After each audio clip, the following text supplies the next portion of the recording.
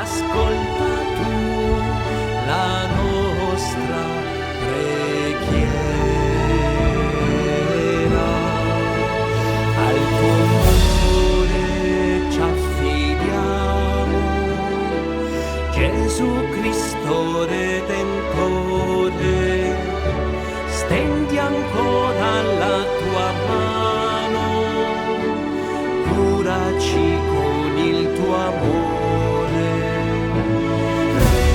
rendici più fratelli